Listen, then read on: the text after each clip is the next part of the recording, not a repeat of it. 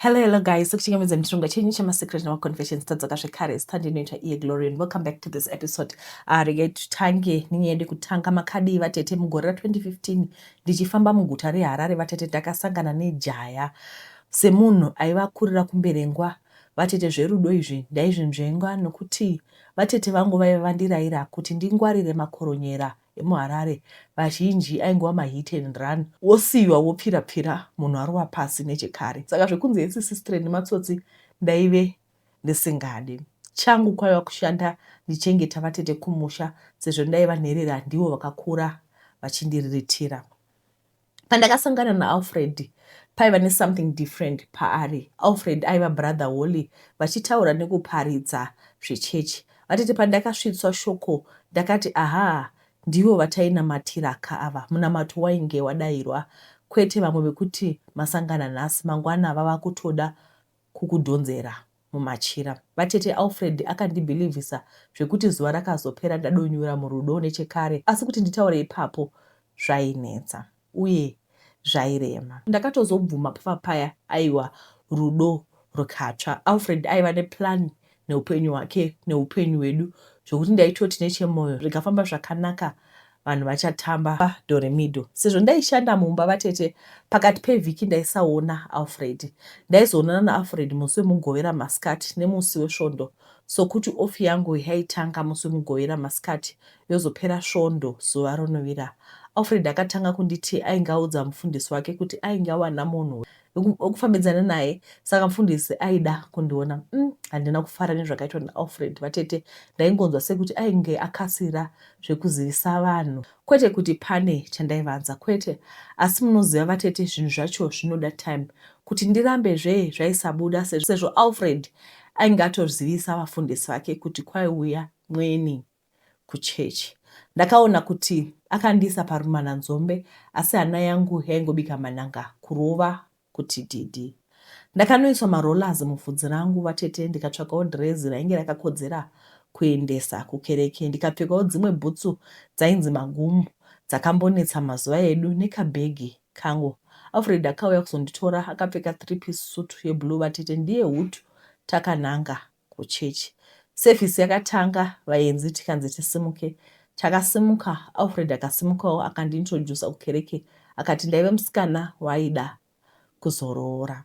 Aiwa muchechi makaita makwerere, vanhu vachifarira mwenga inini.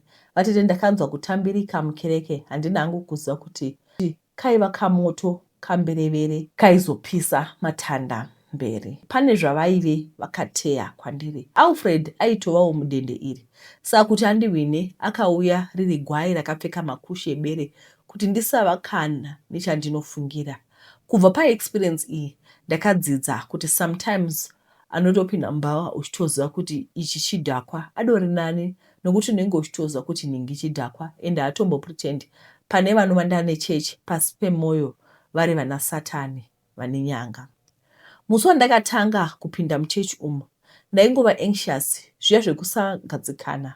Pekutanga ndakafunga kuti zvimwe inyaya yekuti ndiko kutanga kupinda muchechi umu uye maybe kuti ndainge ndatointroducwa pamberi pesangano, asi pane kamwe kakusagutsikana kandaive nako. Regai zvinzi mwoyo wako ndiye muprofita mukuru. Kazhinji kana mwoyo wako ukakuudza kuti chakati dhenja, kazhinji rinenge riri dhenja chaiyo. Pasevhisi iyi ndakadzidzawo kuti Alfred aitovawo junior pastor pachechi iyi. Ndakakokwa kumidweek service, asi nenhau yekuti ndaiva mobudhiraivha ndaive ndisingakwanisi kungozvipa time off pandadira.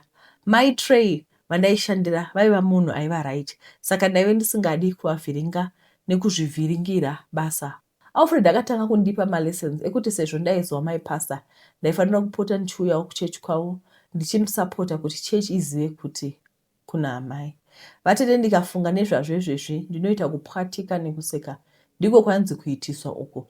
Kutanga nekuitiswa handisati ndatombobvisirwa roora. Ndakaudza Alfred kuti zvepakati pevhiki zvaisabuda nokuti ndaive pabasa. Akati agara aisafarira basa rangu, aizonditsvakira zvokuita. Kuti zvigonzi mai junior pastor ndimop driver zvaisamuitira. Ndakahodherwa zvinhu zvekutengesa vatete zvikanamatirwa kuchechi kuti zvive nezodzo zvigofamba zvakanaka. Semunhu ainge ashanda zvakanaka pamaitray, handina kuita zvekutiza, asi ndakaoneka zvakanaka. Ndinorangarira maitray vachinditi ndivhure meso. Pane zvaive zvisina kumira mushe pana Alfred. Takaoneka nazvedu murugare, ndikatsvagirwa pekugara, ndikatangirawo bhizinesi zvakare. Asi hatina kumbobvira tagara tose semurume nemukadzi. Aiti ari kuda kutanga aroora ndigoinda nemuchato. Kuzodaro vatete senze tugu. Ndakazoona kuti Alfred kundibvisa pabasa kwaiva kwekuti nguva yangu zhinji iwandire kuchechi. Nenhau yekuti ndainge ndava kuzviitira, ndainge ndine free time yakati wandei mumaoko angu. Handina kuziva kuti Alfred aive nemamwe maplans mukati meupenyu hwangu. Aindikandira makoko mudziva kuda kundiredza sehove. Masevhisi epakati pewiki vatete taenda zvakare. Asi kubva zvandatanga kufambidzana naAlfred, ndainge ndasangana nehope dzinotyisa. Nekuda kwekupusa uye wanana, ndaibva ndanoudza Alfred obva anditi kingdom yaSatani iri kusheka nokuti hwai yainge yakarasika yadzoka kuna Mwari. Ndairota ndichimanyiswa nenyoka muchechi umu, ndichimhanya zvekudzinganisa mhepo zviya. Ndaitomuka ndakadikitira. Umwe musi akanditi kuchechi kwaive nebig Sunday, so yaive yakakosha zvakanyanya. Tose tikanzi tiuye takapfeka black kubva kumusoro kusvika kuzasi. Hazvina kundishamisa kana kufunga zvakaipa vatete, nokuti kuchechi uku kwanga kwagara kuchiti rimwe vhiki mopfeka hembe dzaipfekwa kare, imwe vhiki mauniform zvichingodaro daro. Tasvika muchechi paya tete, sevhisi ikatanga. Ndanga ndakanga makudzai kuti pachechi iyi uchisvika waipiwa mvura yaiva mukaglazi yainzi holy water yekudzinga mweya yakaipa. Musi uyu ndakamuka ndakasvotewa ndichiita senge ndiri kuda kuita nyon'o. Saka ndakaziva kuti ndikamwa mvura iyi ndaizowedzera kusvotewa. Saka pandakaipiwa ndakamwa sezvo Alfred aiva akanditarisa muziso, asi chaasina kuziva ndechekuti handina kuimedza. Ndakaivera pachitauro chaive muchikwama changu. Ndakawana mukana wepakasara Alfred achitaura nevamwe vatendi vepasangano. Vatete, chimwe chakaita ndisamwe mvura yakaera ichi. Chimwe chakaita ndisamwa mvura yakaera iyi ndechekuti ndaiti ndikapinda muchechi ndaibatwa nedzimwe hope dzandaisaziva kuti kurukutika here oihope chaiko, zvekuti ndaizomutswa naAlfred service yatopera. Vatete, chechi yakatanga. Muchechi umu maive nemutemo kuti munonamatwa makavhara maziso. Asi hana yangu musi uyu yakandiudza kuti vhura meso uchasangana nezvinotyisa. Alfred akanogara mberi kune mamwe mafundisi. Praise yakatanga ikapera, sermon ikaitwa ikapera. Hepanei pamaprayer vatete. Ndakavhura maziso, tava pakati vatete. Ndakanoti maziso vhurei, wanei vanhu vaive kumberi vari kusanduka. Kubva kuna pastor mombe kusvika kuna Alfred chaiye. Ndakabvunda munongonzwa. Waiva ushereketwa kahwo. Ushereketwa mukati mechechi. Yaiva chechi yemasatanist here? Yevanobata mushonga? Yaiva cult here? Chii chaiitika? Ndichida kuti ndibude kudai padoo, Alfred ndainge ndaona ari kumberi. Handizivi kuti akasvika sei kudoo. Ndakawana amira padoo. Kuti nditi akagosha sei kusvika padoo kana kuti akadii handizvenzisisi chero nanhasi. Vatete, ndakati ndaisanzwa zvakanaka, saka ndaida panofura mhepo. Ndochiziva kuti Alfred akandiona, asi zvaibvunzika here? Ndakabuda panze, Alfred akati aimbonooneka senior pastor odzoka ondiperekedza kumba. Nyaya iyi ndaisaifarira vatete. Kwakasanduka ko ndikadyiwa mumota. Ndaingotsakatika poshaaziva kuti ndaonei. Achingoti pindei muchechi vatete, ini tande kutiza nenzira. Apa mharare hapana wandaisiva. Ndakafunga maitray ndiko kwega kwandaigona kutizira. Zvekudzokera kwandairogerwa zvaisabuda, sokuti ndinoziva kuti hapana anoda kuti secret izikanwe. Ndakatsanangurira maitray zvandaive ndasangana nazvo. Vakandigamuchira vakati kudzokera kumba kwandainge ndogara zvaisabuda. Upenyu hwangu hwaive mudenja. Hapana anoda kuti secret yake izikanwe. Maitray vakanditi ndidzime foni yangu, kutobvisa sim card kurasa chaiko.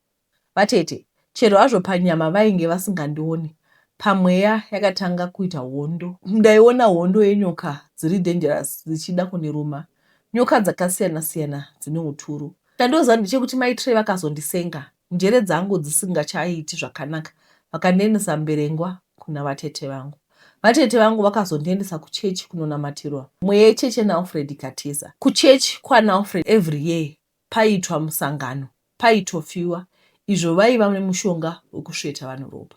Zvekuti Alfred aida kundiroora, aiva mastatement vatete. Ndainge ndadova sacrifice. Sacrifice yaizikanwa nechechi yose. Mwenga mutsva aizofa asina kugara mumusha. Ndakazopura hangu nanhasi maitrade tichitori neukama hwakanaka. Alfred ndakazonzwa kuti akashayika akaita accident. Ndinoona sekuti akaurayiwa nezvinhu zvavo zvaaiita. Ndatova neimba yangu vatete. Ndinogarodzidzisa vana vangu kuti mazuva ano nyika yashata. Vasangoita gundamusaira, vanodyiwa vakasvinura sematemba. Ndiyo nyaya yangu. Handisi kuti vanhu vasanamata, asi ngavatsvake chechi inotenda mushoko dzvene. Izvi zvema tinodhakwa international chakadaro, vanhu ngavaite homework dzavo. Ini ndainge ndaenda tinodhakwa international. Hi tete makadini vese vedare. I really enjoy your platform. I've learned a lot and I feel like this platform has changed me generally as a young woman. Keep up with the good work. My name is Kay. I'm turning 32 this year. I just wanted to share this experience I had back then around 2021/2022. I was married before, andingati married, but ndaichaya mapoto. Ndakaitiswa nhumbu nahigh school sweetheart wangu. Takagara tese for at least 5 years, but marriage yacho yainetsa. Habe aimboita mamudzo and we used to fight a lot. Ndingangoti chakapedza marriage inyaya yekuti we grew apart. I separated nababy daddy around 2018. Ndobva tadzoka mumastreets. Mumastreets hamusi safe kana tazogara. I started clubbing. I honestly did it for fun. Dating life munongoizivawo zvikaramba. Ndoita move on to the next vari mudating pool. You know how it works. Zvikaramba unotraya zvimwe. And this led me to sleep with multiple men midway.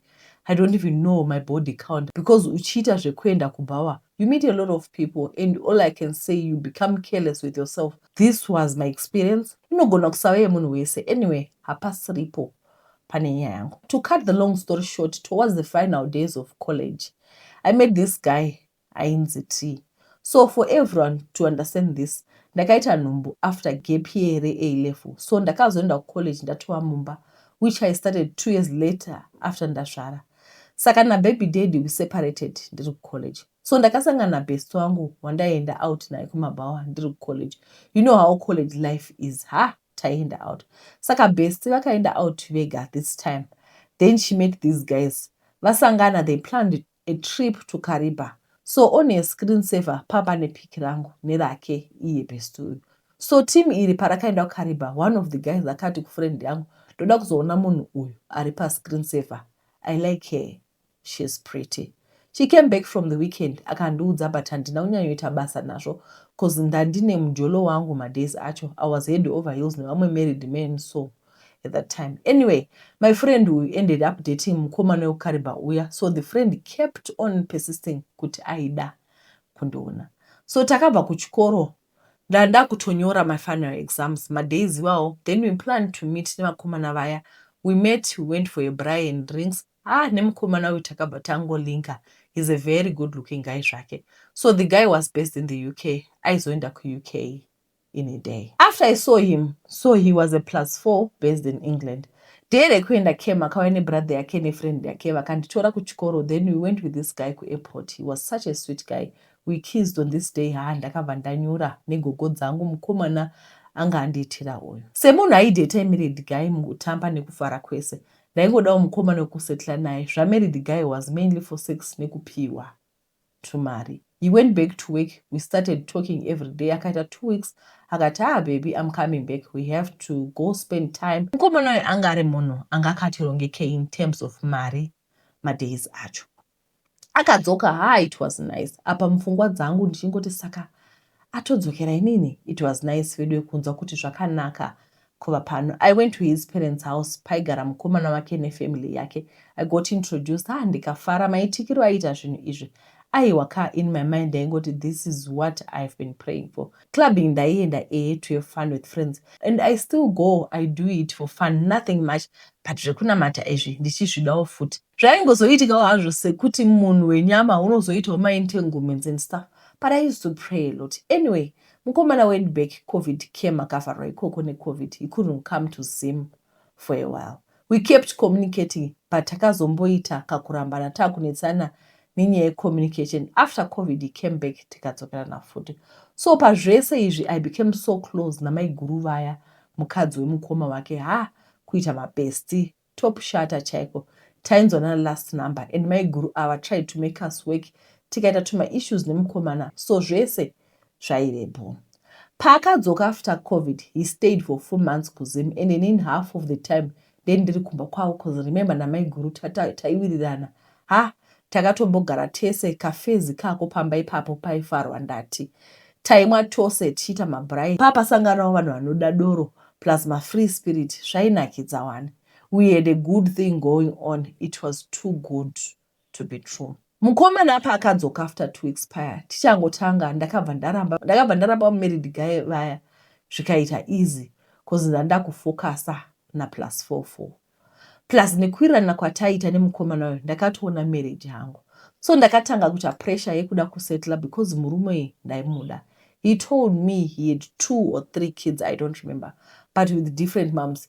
Zvimwe ndakukangama because zvakaitika kare. At that time I didn't mind because munhu iye ndaimuda usingaiti. Saka ndangoti bo iniwo aidi wangu 1 mwana. So pakugara tese apa ndakatraya kuita nhumbu, but nhumbu dzacho dzaiva because in my mind ndaiti ndikaita nhumbu, I'm sure anobva aroora, and iyewo zvekuroora aitombozvitaura ake. So my guru was bestika, vaiziva zvese pandaitira nhumbu. I would tell her.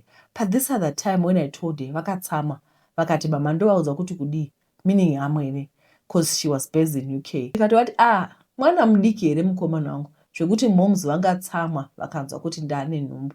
I didn't understand her reaction. Anyway, we started having problems nemukomana, unnecessary fights and all, but in my mind ndaingoti mhepo dziya dzakatibvisa mumba zvatanga futi. So mukomana ayo yakuZim oenda, he used to take care of me, akanditangira business and all. The guy was such a caring guy zvake, despite the challenges taidana zvekuti he would send money toenda out namaiguru, takawirana. So paya pakambogara kuUK avharwa neCOVID, he met someone else ane mari, musikana asina mwana ikoko. Saka mukomana anga akuda musikana wekuUK uyu more than inini. Ndingangoti 2 years down the line ndo pakatanga maproblems aya. I kept on pushing kuti zvishande because ndaingoti ndine mhepo dzisingadi ndiroorwe, ndandazviwanirawo munhu bo. We dated for 4 years nemukomana. Anga akugara achindiramba ndichingomunyengerera vedwe. I was just young and stupid. I started having minyama iri serious. Ndakabirwa kumba, ndikabirwa passport, ndairasa mari zvisinganzwisisiki. My guru suggested ngatimboendai kuna umwe mbuya vavaiziva vanobatsira mugadzirisa relationship yenyu plus zvakuitika mulife yenyu hazvisi normal. Ndikati no, inini zven'anga maya. So this other day my guru ava vakabuda pamba vakaswera vasepo. When she came back vakanditi maini ndaenda kuchitungiswa, sisi vangu vari kurwara, maprofitwa nemunhu anga achitishandira. Ndikati hanzi zvikanzi hanzi mbuya venyu mai vababa venyu ma1 havadi kuti muroorwe, vanobata but vaingoramba vachiti but zvanzi mbuya venyu ma1. Zvakandinetsa, but ndakangoti all right, I'll pray about it. I knew zvangu kuti gogasi vangu ma1. I had my friend wekumaraini who was married, ndichimuudza nyaya dzangu nezvaitika murelationship naT plus kubirwa neminyama yese vedwe. It was very stressful. Akati wadiwa mbofamba because hey, relationship ipapo yaya kuvava, munhu akangochinja but ndaingoshingirira hangu. This married friend gave me number dzamadzibaba. I talked to him through WhatsApp. Vakataura zvakawanda apa zvese ndaibva ndati nazvo kuna maiguru vaya, handiti tanga taamabest here. So the guy went back to UK. Mumwe musi manheru ndiri kumba ndakagara ndiri 1, mukomana ari kufona kumaaround 1. Ndikati kokufona this time hanzi zvikanzi nefriend yangu panapa ari kuti pastor vekuchurch kwake gave a prophecy about you. Ndikati ngaiuye tinzwe friend yacho ndinzwe musikana. Ndikati yes, zvikanzi pastor vangu vekuGhana told me a lot about you. Wakaisa mari, you love him for money, utori neimwe boyfriend ikoko kuZim. She said a lot. Mukomana ndikatomuti pako, I stayed with you for 5 good months panapa. Phone waingobata, pane zvawakaona here. I was faithful to this guy vedwe because ndaimuda singaiti. And zvedzin'anga izvi, I was very innocent. Handisati ndambozviita kana. So musikana wayo akabva ashamsika kuti 5 months T uchigara nemunhu. Ndikati T is my boyfriend. I'm friends namaiguru vake. She knows. Handiiti zvese zvekun'anga izvi. we are always together and so close, she can testify for me. Ipapo zvawakaudzwa napastor vako wasn't true, but pako iyi ndakatozoona kuti musikana uyu wasn't just a friend, but the guy kept saying we were friends to share apartment. I was so stupid to believe him after nyaya. 2 days later he calls again. Makusensen akati, guess what, I went on a road trip with my friend, that girl uya futi weprofess. Ndabata phone yake ndikaenda kumachats ake namaiguru zvandaona zvandityisa ndikati vanotozivana. Akati ndikanzi ndaona mameseji musikana sent maiguru mari yekuti waende kun'anga nemapictures edu tirambane bla bla. Ndikati inga that's when I realized kuti aitodanana nemusikana uyu. I started praying more namaiguru vaya tikabva tabudana because we had a very big fight kumba. Vakandidzinga vachiti une obsession nati pano she embarrassed me pamberi pevanhu vaiuya pamba kumachills. I felt like ndine munyama sure ipapo. Ipapo ndipo pandakati yangu yekusada kufamba iyi regai nditange yokufamba ndokwadza nevanhu ava ndichisviti handifambi plus munyama zvanyanya.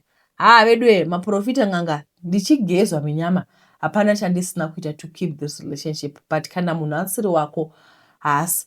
Mari yese yainditumira ndokwaiperera. I was very stupid. Dai ndakadya zvangu mari because I wasted a lot of money nekutozvitsvakira mhepo ndichitemerwa nyora umoti ichi. Vedue kuperera pamurume hakusi healthy. Ndakambodzungaira. This other day takaenda kuMbare. I wanted to stay mumota nabe uyu. We had gone kunotenga mazumbane and stuff zvekuti aende nazvo kuUK. So takaenda till 3. Maiguru inini naye mukomana. I wanted to stay nabe mota. Ndaisada kupinda musika. Maiguru forced me kupinda musika ndikati bo. So the guy was living there iroro. Zvakaitika pama up and down ake iwawo paiuya achienda. So mukomana left end of day akakwira ndege akaenda muEthiopia. Akamira kuconnecta. He called me akati pambare paya nesuro pana madzibaba vakandiapproacha vakati vane profesi neni vakandiudza about my life and he mentioned you vakati ukuda nemunhu, she's not good for you. Mind you, my days I was innocent. Madzibaba vaya hanzi said so many bad stuff about me. So zvese izvi made me kuti ndizotanga kufamba. I had to mention nyaya iyi because yakandibata. Anyway, I was then told about vamwe madzibaba vekumarondera zvikanzi unovapa mari yebhasi vanouya kumba vokushandira. I called him, he came. Ndopakaitika mashiripiti chifesi ichocho. I told him zvaivepo vakati nyora zita ramaiguru neremukomana nerako papepa. I gave him. Vakamunongedza netsvimbo bepa reya ndobva rabvira. Vakati apa pane hondo, apa imba haumboigari kana ndikasakuchenura. Young and stupid me believed him.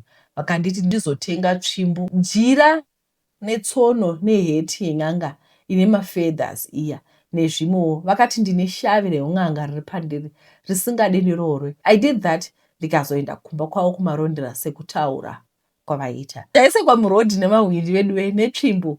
Ndakanzwa nekuwanzura dhei iri. Life soka. I got there vachindipa madirection. Ndasvika pamashop. I stayed for a long. Vasati vauya ndobva vazoya. Vaingoita kunge vari kutaura nemunhu pafoni vachiti takamirira mota inotendesa kumba.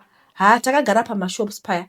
Till ndakuti vedue time I have to go back home after this. Ngatifambe ngatende kumba since painzi panofambika. Takazoenda. Takafamba. Then we arrived paya kwakune mukadzi wavo kumba anga aine nhumbu nekamwana. But vanhu ava vairatidza kuti vanorwara zvechirwere chaizvo. But ndakangoti indauya kuzoshandira izvozvo hazvina basa. Vakanditi ndipiwe skirt namai vaya because vakati my dress was see through. Vakaisa bute nechicross chepuranga mubucket vakati ndinogeza. After that vakati ndiuye nemalemon vakamasvina vakamixa neimwe mvura so ndikanzi ndimwe ndobva vati ndigare zvangu ndine zvandichaona. Pawardrobe pavo pakaita sepane TV. Ndakatanga kuona zvese zvaiitika kumba kuya kwanaBhe. Maiguru ava vaipfuwira mukomana uyu all the time. Ndainyatsoona kunge movie guys. Nehembe ndaitoita recall kuti dhei iri ndariziva.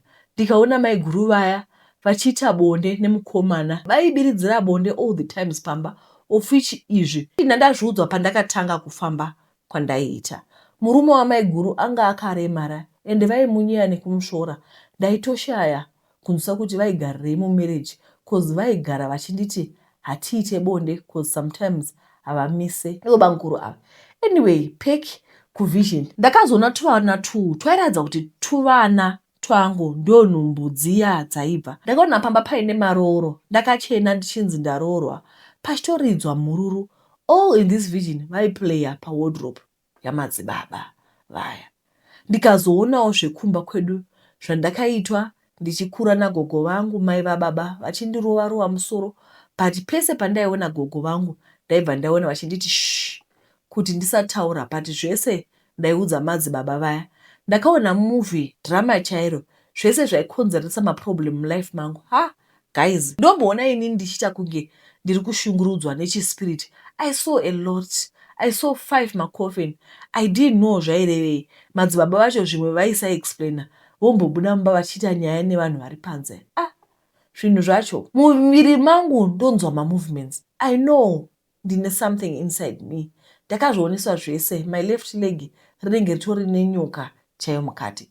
Baba vaya tried kubvisa chinofamba chiya mugumbo, pandakabatwa nekutya ndikatiza mumba, because pavaidhonza gumbo rangu rakaita gumbo rangu rakaita matimes 2 kukura. Ndakatya, vakazongosiya zvakadaro, vakati zvinozobva patichaenda kumvura. Dai ipapo vakandibatsira, because hey, I really do feel movements in my body. And zvakatanga ndavhizitira usiku ndakarara. Ndakanyatsonzwa kuti mumba mapinda mukadzi who pushed something inside me. Kubva ipapo ndinofamba muviri mangu umu. Vakazoti tichienda kumvura tinoita zvekubvisa shavi ren'anga riya ravaitaura, but kwakwasviba. Endanda kutya cause zvevision yepawardrobe zvakazopera.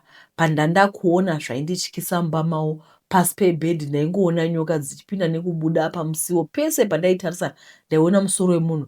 I think I ended up ndakuona zvandisingafaniri kuona, because zvimwe zvacho vava kuti makuonesa manje mune shavi reun'anga imi. Ndakaseka zvangu. Life soka. Takafamba kuenda kumvura, musango mese ndaiona zvinhu hobhu, ndaiona vanhu. I think my spirits evanhu vakafa here. Hameno, takazenge tane mumwe mukomana 3 wavakati atiperekedze. Ndaiona zvinhu hobhu vedwe. Pamwe ndotovati apa pakaurayirwa munhu apa, cause ndaitoona munhu achiurayiwa musango imomo tichienda. But wasvika padhuze waiona kuti hapana chinhu, zvinenge zvadisappear. Mwarika, zvakaoma. Takasvika kumvura, ndikapinda. Vakaita kunge vandibhabhatidza so. Vakati mhepo iya yaenda, zvese zviya zvikaputirwa mujira rewhite. Taifanira kupfuura tichirasa mune rimwe dhamu raiveko, but hwanga hwava usiku. Vakati mukomana uya aizozvirasa mangwana, zvikaiswa musechel. I honestly think ndakatorerwa chipo nababa on this day, cause maitiro acho avaiita aisanzwisisika vedwe. Zvazvine kachitsotsi so. Zvivindi zvangu hameno zvaibvepi. Dai ndakarepiwa okuurayiwa, no one would know where I was. Zvaingorova zvakadaro. Takadzokera kumba, vakutanga kuti motorara pano. Ndakaramba nezvandandaona zviya, ndikati kana apa it was a long walk to go back kumashops for transport. Apa zvekuona zvinhu zviya continued. Vakazoti vakundiperekedza dzadza around 9 usiku. Ndikati ndinoenda kumba nhasi. Kurara ndakaramba. Pakufamba kudzokera vaida kufamba kumashure kwangu, but ndairamba ndichiona vision yekunge vari kuda kundibaya nebanga. Ndomira ndoti vaende kumberi, but vaizopedzisira futi vava kumashure. Ini ndiri munhu anotaura, saka ndaibva ndavati ndiri kukuonai zvamuri kuda kuita. Voseka voti muteuro uyu wazokupinza busy, but I think vaida kundiuraya, but zvinenge zvakaramba. We got kumashops paya very late. Transport yakanetsa. Still seeing futi mavision aya. So pamashop apa pandandiripo masikati paine shop yakavhura. Manheru aya ndaiona vision pachitengwa zvekuti but paiurayiwa vanhu. Ndovati ko ishop iya yakavharwa 1 masikati. Vakati muridzi wepo anga akaromba, business rakazongobhuruka. Ndosaka ndiri kuona zvese izvi. Pakazouya D4D tikaimisa ikati kuenda kuHarare. Mune munhu 1 ndiye aidhiraivha iye. Ndikati zviri nani ndiende nemurume pane kudzokera kunorara kumba kuya. On my way I kept seeing things muroad, accident spot pakafira vanhu. Zvimwe zvacho zvaisanzwisika. This guy tried kundinyenga, but ndaitoona mahora. Akanditi let's go sleep paHoliday Inn. Ndikati no, kuna naruwa uku. Akapinda mukati, so ndikarohwa nehana. Ndobva azoenda paita kunge pagaraji, akambobuda. Guys, zvakaoma. Akazondisiya pachicken slice semuna Samora kuna 7th. akati next time musakwira mota dzevanhu usiku. Ndikangovati hapana zvamaimboita, I didn't pay for the transport, I guess I don't remember. Ameno kwakare. I called this other guy, aindida, so aigara mutown. Akaenda neni kumba. Madzibaba vaya vaingoti shavire unganga hamusisina. Zvinhu zvese zvatova right. I tried to ask him zvandaiona mavision pavaimbobuda. Vaingoti zvizhinji zvacho zvaifanira kuzoitika. Asi ndatokunda. Zvimwewo zvakatoitika. Ndakazonzwa kuti vakazofa. Vaizomborega kozo vaioneka kuti vairwara. Apa vakazenge vakundinyenga ndikati yezvo. Baba havaka. Nemukomana we continued. After zvese zvandakaona, I didn't change my mind towards him. Kumuda kwacho was too much. But hey, ndaifoseredza. Takazorambana ndamusecond contract kubasa. Ndaisirwa message kune UK girl uya. Mukomana married this girl vakaita mwana. So pese pandaita miscarriage uyu ndo paakaita mwana. Akazondiudza kuti mukomana ndiye aibvisa nhumbu dzangu. Aingoita kunge ari kuita finger oisa hake cytotech.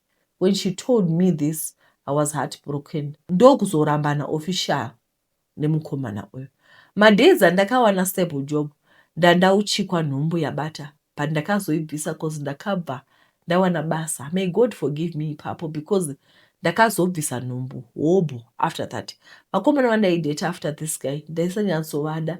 Saka ndaiti ndikabata nhumbu ndaibvisa. But hey, kunganga nemaprofita ndakamboenda zvangu, but it didn't work. Akatondipa munyama, ndaibirwa zviri serious guys nekuvharwa mare. Ndakazoti let me stick to what I know best. Prayer and my life changed. Nchava nenyaya yacho nhasi nobogumira pano. Lesson or moral of the story. Kana munhu akambokuda zvinengei, kana sachadi, let him be. Zvese zveupenyu anopedza matambudziko ndiMwari. What is meant for you will find its way to you. Zvekuenda kunganga nemaprofita enhema zvinokovadzisa wese. Unotorerwa zvipo nekuzoshandiswa munhu usingazivi. I'm done tete. Ndiyo nyaya yangu. Yours in Christ's K. Hanzi pakadonha ngirozi kubva kudenga. Mwari akangodzidonedza, haana kudzitorera simba. Imagine kuti unoenda mumba memuprofita wosvika kugara pamira wotanga kuona zvinhu zvose zvinosvitika pashiripiti nedress rakapfekwa namai guru raunotoziva kuti nderegreen musi uyo wakapfeka reyellow zvichitoitika sezvazviri. But now, like she said, paunoenda kumaprofita pamwe pacho unonohakanawo nezvimwe zvinhu. Kubva month end November, I stopped talking about Fabsapi. Company yakanga ichiita renovations kumba kwedu. Because pakanga pane a lot of complaints dzaibva kuvanhu. Remember company ndaitaura nezvaipana pachiti guys vada kuvaka idzo namba idzo. Handiti vada kuzigwa Starlink idzo namba idzo. Saka ndarecommenda kudaro pane vanhu vari kuCanada vakatanga maprojects nevanhu ava. And these people they kept on coming back to me. Vaine macomplaints kuti tiri kunzi vari kuti vapedza basa vari kuda mari but we are not happy nebasa ravari kuita. Okay, it's fine. Don't worry. Tumirai mapictures. I'm going to insert the pictures. Tumirai mapictures ebasa racho aitwa. I think on this frame, on that picture, you can see kuti imba yainge yapera kupendewa, but ipapa muri kuona kuti pakasara pakadaro. But munhu anenge akutodi akudemanda mari, and the way they demand money is like aggressive. Okay, cool. Inini personally, I paid for roofing. Ndati ngava no roofer, bedroom ne garage, anditi. Then nekudhiriza. Then roof yanga isingateuri mvura sapadoiswa gata nechichichi anditi zvikainga ilift weroof ndobva vanhu vaenda vakanogadzira zvinhu izvi nini alright, I'm going to insert the picture gata rakatiraisiwa handi muri kuona pane pari kupinda sunlight up gata rapera basa rapera vanhu vakutoda mari but unewo zvakaitikawo pagata. Anyway, because I was talking about this one, and I charge about 250 or 300 egata. Zvikanzi right hamuchabhadhari. Ndobvakwatinga zvema mashits, ndobvayaita unge yakadzi kwa imba. Guys, I want you to know kuti as we are speaking, kuGweru it's been raining. Vanogara kuGweru munozviziva it's been raining and it's going to rain up until February kaut March. I didn't say zvakare current situation iri kumba kwamai vangu as we speak.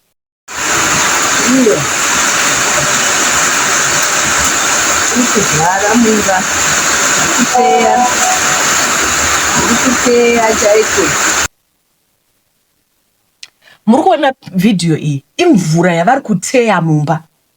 Ndobva ndataura nemukomana wacho anonzi Boston Mushonga. Ndingamuti Boston, imba yamai vangu iri kulika.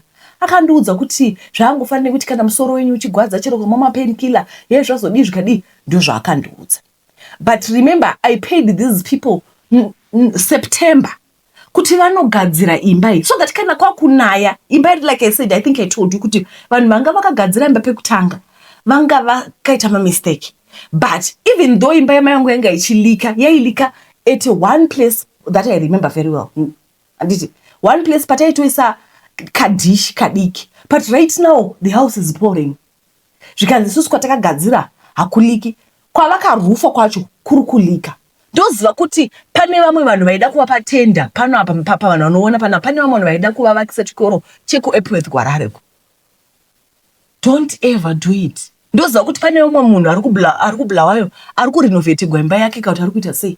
I don't know, but these people are not responsible, they are not reliable. Baba vacho ndakataura nawo ndikaudza kuti ina I'm not happy nebasa renyu. Vakati udzai whoever you want to tell whoever you want to tell, vaudzei. Isusu mabasa tagara tinongowawana. Is they were tapping into the diaspora market vachindikumbira kuti ndivaadvertisere. Saka meaning to say kuti aiwa diaspora community iri panapa, vanhu vekugweru, vanhu vanonzi Fabza B, musavashandisa. Because as we speak, imba yamai yangu is leaking and I don't know kuti when are we going to be able to fix. I spent 42,000 rand and ndakavatumira kuti vagadzire imba. But look at where we are today. Vafanira kutora mota yako kuendesa kuna makanika ichinzi mabreki haasi kubata, painodzoka yotodzoka ya injini yadowa pasi. Vaya vari gwere vanoda kuvakigwa nevanhu vekuFabza B, don't try it at home. Tsvakai vamwe. Regai tiverenge nyaya inotevera. Tete makadi isu kuno kungogomera tichienda. Nyaya yangu handingati secret asi itori problem. Nyaya yangu yakamira yakadai. I'm a single mother of 4. Ndakamboroorwa zvikaenda nepamwe. Upenyu hwangu ndehwekungogara ndichichema kubva ndiri mudiki. Ndakakurira kumusha kwana mama. Baba vangu vaive muNdebele, so my grandparents vakaramba kuti mwana wavo aroore munhu asiri muNdebele. So my mother kept on trying marriage in Zim zvichiramba kusvika vazouya kuno South Africa. I remember pane nguva yavakagara kuno for years vatisiya kumusha nagogo. Vakasvika pakuitirwa memorial service, vanhu vakufunga kuti vakafa. Vakazongodzoka vasina chinhu. Then she started again trying marriage zvichiramba. By then tanga tava 3. Maigoro wangu akazovadana zvakare kuno kuSA, vawanira basa ndokudzoka zvakare kuno. After 1 year vakauya nemurume kuzoroorwa South African. Vakatoroorwa tikauya navo kuno, but things were not as we thought. The man was abusive in a way. Vakabva vasiyana naye, tikatanga kugara tega namama vachishandawo mapiece job tichitorarama. Gogo vakazouya vakatora my young sister vakadzokera kumusha kuti vatitore tese zvaizovaomera. Takasara tikagara. Amai vakawanazve mumwe murume wavaifambidzana naye. Ndo pakachinja upenyu hwangu.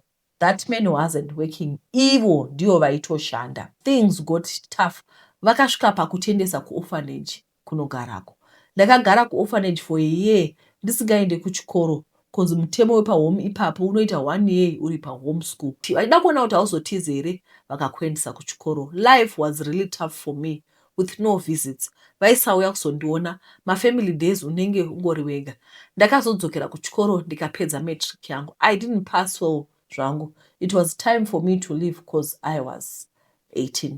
Ndakabuda ndikadzokera kwavanga vakugara nemurume. I stayed with them for a week.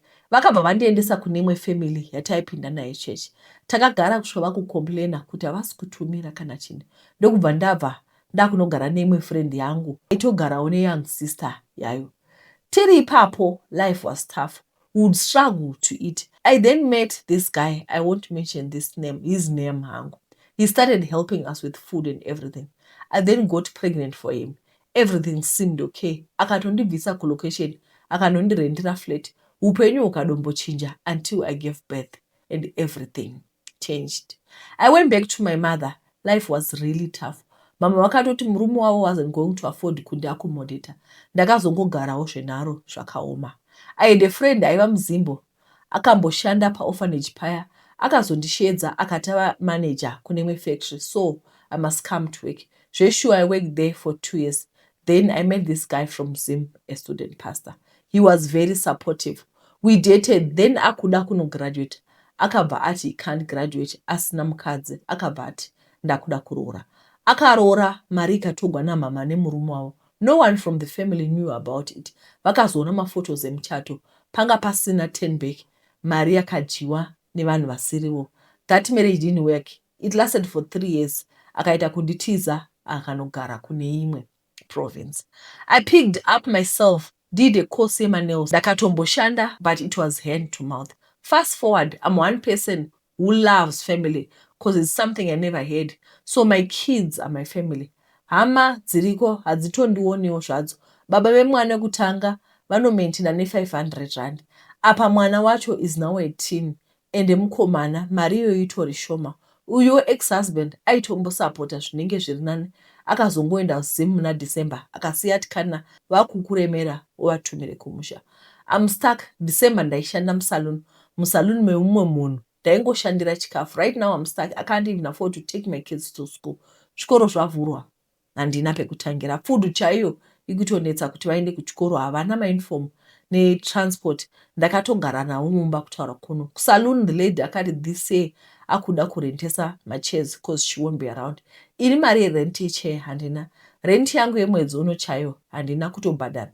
I need vanokwanisa kundibatsirawo kana vana vadzokere kuchikoro ndikwanise kushanda. I also need prayers because I feel patori nespiritual battle yakakura pandinoshanda pose ndongoshanda zve2 or 3 months basa rotopera. I have an SAID asi ndikatsvaka basa handiriwana. It's a lot tete. Izvezvi chikunyanya kundistressa vana vakagara. I've lost hope. I sometimes have suicidal thoughts. Ndakaremerwa. Amai vangu vane imba muno asi havakwanisi kutora vana nekuda kwemurume wavo. She can't help me with anything. Kuti ndidzokere kuzimu, mbuya vakati havakwanisi kugara neni. In other words, I don't have a home or somewhere to run to kana zvinhu zvaoma. Zvakaoma. Vari kungotsvaka rubatsiro, but she said she has an SAID. Vanhu vanenge vane maID tichifunga kuti ndo vanenge vari paadvantage. Even nyaya yerent chair, is it possible kuti unogona kutsvaga masaluni uchingoenda uchinxiisa kana kuti anonzi mai ekumba anonzi mai makohwe ekumba yaya, I don't know, but vari kungotsvaga rubatsiro handiti. Alright, pane mukoma vakati hi Auntie Gloria, my guy age 30, I'm looking for a perfect partner ready for marriage and I'm in Harare. I have a stable job. I need 25 to 28 years if anyone is interested. Alright, mukoma vari kutsvaga musikana perfect partner who's ready for marriage. Havasi kuda magold digger. Toziva kuti pane vamwe vasikana vari pano pachano vanoda varume zvekudoti vakangoti kwaita mukomana tose dzvamu kunovhota makamanya makaenda makadaro mosvika mukwayo vazhinji vacho vanenge vakutokumbira mari. Musazviita. Tiri kutsvaka kamusikana kaichidiki 25 to 28 munhu asina mwana ada kuroorwa nditi. Alright, regai tiverenge nyaya inotevera. Hai tete, inini I used to judge vanhu kadzi vanodyisa varume kuvaendera kumaprofita neng'anga until zvandibata. Vatete nedare masikati akanaka, even though angu akangozara misodzi. I'm a girl in the early 20s. I went to secondary and I passed iko zvino kudzidza tertiary level and I work an office job with matric certificate that I have. I earn enough to pay my mother's rent, send my siblings to school because mama is not financially stable. 2024 muna February, I met this guy, not well dressed, just him asakandinakidza. Kwainetsa transport makuseni tichienda kubasa. He started a conversation tichitofamba to a better point pataigona kuwana transport. Aive ane mari yakabatana, so when we got transport, I pay for both of us. Turns out aitoshanda opposite my workplace and he asked me for lunch. I couldn't make it on that day because of workload, but I managed to see him for a stroll after work. The following day makuseni takasangana tichinokwira and aifamba nemwana achinomusiya kuchikoro.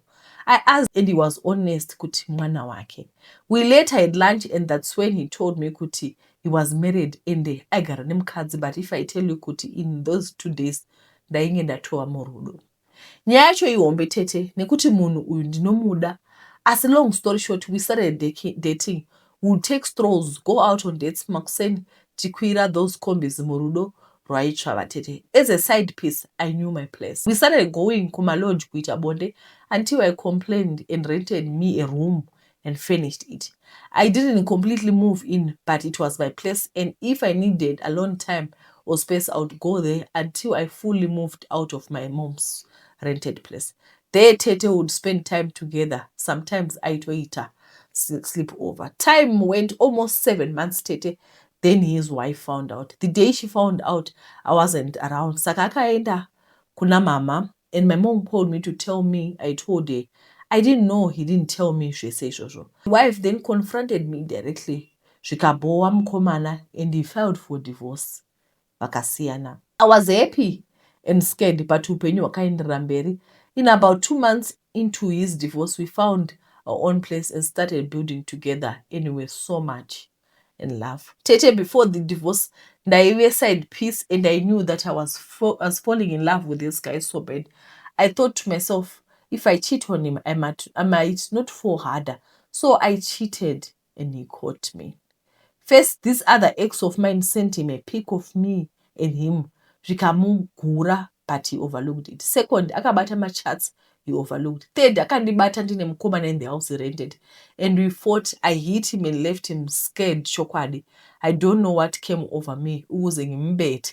He still forgave me. If he still forgave that and all other events that I might forget, or so I thought. September 2024, I told myself, never again am I going to cheat on this man. He's mine, now fully mine, and I'm going to submit to him. Ndikasiya zvikomba zvese, ndikasiya doro. I just became a wife and life went on. We're so happy. 2025, he saw my chats from this other friend of mine. Truth, I wasn't dating the guy, but panana love, nana baby mchat sacho, and he was head thinking, Wuti, I'm still cheating on him. Nyaya itete. September, I fell pregnant. We were happy for a while until we were not. At first, he was there, supportive, even though at times he would highlight Wuti, let's abort, but I couldn't because I have had 2 miscarriages, and I thought maybe it would be a miscarriage again. Or ikagara zvakanaka, at least I would have given him a child. Neni then the trauma, my miscarriage, ingabuda. September, October, I started coming home late, but I overlooked it. November, I started fighting and seeing it. Ndopa ndakabata phone yake, so ukuthi he had a girlfriend. I talked to him vakasiyana, but found another. December, still moon. Anoya kumana 9. January, zvawes, akuya even kuma 12. December, I started hating ukuthi when I was cheating on him, I hate him. And now he can't trust ukuthi mwana ndewake. And whatever he's doing, it's because of me. Ndakasiya vanga, and he can't see himself healing until he finds ways to heal himself. And he did early January. I found the girl and confronted him. And turns out mukomana is in love and he won't leave her. Rather taktoita barika. Mind you, hasati arora. Tete, if I tell you from mid-December till now, now it's as if we are siblings. I know we are late, sleeps, wakes up, goes to work, come home, eats kanachida, sleep. We don't talk. Zvebonde, ameno. Mare anosiya, I'm still well taken care of. Pandikuzvidira murume wangu inini kwete zvemari yake. Back to nyaya tete. Ndakazama kuzviramba zvebarika. Until I saw ukuthi I wasn't winning, so I gave in ndikati. Zvakanaka hai, itai henyu. That day, zvikanzi hatiite open relationship. I cried tete ndikamudza kuti if we want to cheat or zvebarika, ndazvibvuma. Asi kuti ndizodzokera kwandakati handidzokere kwete. He apologized for suggesting it. Nasi hanzi I need space kumbofunga kuti ndokuroora here or not, because I don't trust you. Turns out mari yemarooro was ready. So I need time to think, at least a month of not living together. Irindati andibve pano, mind you, I'm 5 months pregnant. And all this tete munhu anenge achitake some musikana wake in front of me. Achiuya chinwira perfume yake. Tete nevadare, I know I was wrong to cheat on me. I know I did hate him. I know kuti is hating. But do I deserve all this depression, stress, and disrespect? I don't think so. Like, why asina kusiyana neni ndisati ndaita nhumbu? Why akatanga kutaura nezvazvo zvino ndane nhumbu? Why suggest barika in cheating when I'm pregnant? Is that fair for my baby now? Because I can't eat tete. Apa kusikandra kanza, I'm not eating enough, the baby's underweight. I see I can't tete. Tears are always in my eyes. Chero pane vanhu, his family members pavanotaura nezverudo rwedu, in a nice way I smile and laugh, but deep inside I know kuti I'm sleeping and eating my own tears. I wanna be happy again. Ndukuda nesu wangu again. I've prayed on my own. I go to prayer service just to pray about that, but it gets worse. Vatiri nedare, munhu anotofaka kuzviuraya nestress. And that is the point I am in. I need assistance, praying. I need advice. Kuti ndingaita sei kuzwa kundiremera ini. I need God to intervene. Ndisati ndarasika pakuzoita zvenyanga kana zvekubata mushonga. Right now I'm working but maternity leave is coming near and I'll be unpaid. Then what will I do nemwana? Nema preparations paside tete. Ndapererwa kutopererwa chaiko marriage yacho yandiruma. Kana ari kama ya nyavuma. Tete mvunzo wangu uri pakuti ndobuda mba here and I hope that it gets better. Don't go into abortion here and wait for the West. Don't go garra munhu matara adzikame. Nichatevera comment section. Mvunzo 1 ndobuda mba here. I hope that it gets better. Vabude here mumba. Number 2 ndoita abortion here and wait for the West. Numbi yadu 5 months, 20 weeks you die. We don't want you to die. We are not aborting. You don't kill your own child. Hanzi nevhesi musi makasika munhu mukamisa mabhonzo. Anobuda nemabhonzo ka? Mudumba uko mune mabhonzo herewo. Buda matambo yini esiswini sakho kele. But one thing is umntwana lo uzophume namatambo. Umbani ofaka amatambo esiswini sakho. Don't ever do that. You die. Number 3 ndonogarra munhu matare here kuti adzikane. Apa ndisukupindura. I'm not going to answer number 1 and number 3 muchapindura imimi. Then what I can say to you is, can you at least try to focus on yourself? Being a mom is a good thing. Try to focus on yourself. Sit and relax and be comfortable. Stop focusing on him. Don't touch his phone. Number 2, since you said you are working, you have a stable income, that's okay. And I also see, when you were talking about him, can you now start talking about the baby?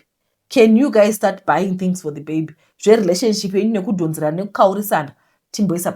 focus on the new life that is coming? And alright, TikTok zakat one day, but now rapera. Like I've been sitting here for more than 1 hour, 1 minute, 16 seconds. But pato editeni gonna kusala ruma 40-50 minutes koko. Before we go, dokumbira ohe open auntie ndikuchaka basa ku SA remumba.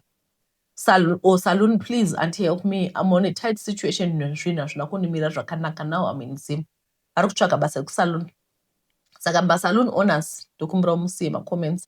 Then before we go, guys, pane information ndakaona pa Facebook nesuru. Opportunity led Ireland government scholarship 2026. There is no age limit to apply. Funded by government of Ireland. Bachelor's, masters, or doctorate degrees. And a deadline 12 March. Available fields are science, technology, engineering, maths, arts, humanities. They just see a link. Don't WhatsApp me. Click the link that I'm gonna leave in the comment section so that you get to know how to apply. Makorokoto, congratulations, amhlophe. But I want you not to make a mistake of I don't know what about grade 1 to grade 2, grade 3, grade 4. It's just the sake of life. Kabaku primary into secondary, secondary into high school, kabaku high school into university. But you're just rungo in an emvura. Doda kuti musa mitama mistake iwawo. Ekuti urukwenda ku university because mama wate ndanoita commerce, okuti ongoita commerce. Mama wate ndanoita chakati, ongoita pane mama degree asiri relevant kune dzimwe nyika. Tofane kuita degree andichataura madegree mungazonditaka nemapwe. Asi ndiri kungokutaura before you go to the university right now, karapasi utsvake ma special skills ari pademand. Anditi ma skills mozvandora taka brainwash tikaudzwa unzi lawyer, accountant, chakati 4 kana 4 or 5 mabasa ndio zvinoitika kuAfrica. But there's so much jobs, so much things that you can do zvinobhadhara. Izvota kuchivhurika takona kuti Zimbabwe tingori ma academic state zvino achavakira umwe ndiye ndopatoitika mahlokosi nevamwe. Anditi we need skills. Sit down and read my skills and see kuti ndeapi ma skills and are my special skills are demanded, then go for those ones. Congratulations to everyone who passed. Mwari vakanaka totenda Mwari anditi. Alright guys, so kuchenda nekona chirongo kwa maita nchazotanga kuudza yenye Goatmilk next week kana yawe. For now ndozo kuti pane vanhu varoda Goatmilk. Then pane munhu akaorder 2 magaba ndikamutumira gaba 1 hombe. It's been a busy week. I'm very sorry. I couldn't manage to bring my container maviri. I apologize for that. Sure. Ndiregererewo. Alright. Guys, chokutenda nekuona chirongo kwa maita. Today is the second day of school. Saka pane ma logistics akati wande ndando saka ndanonoka kuposta, but we'll be back to our original times. Sekuposta musarega kusubscribe. Chadzoka zvakare mangwana nyaya dzenyu. Ndatenda. Bye bye.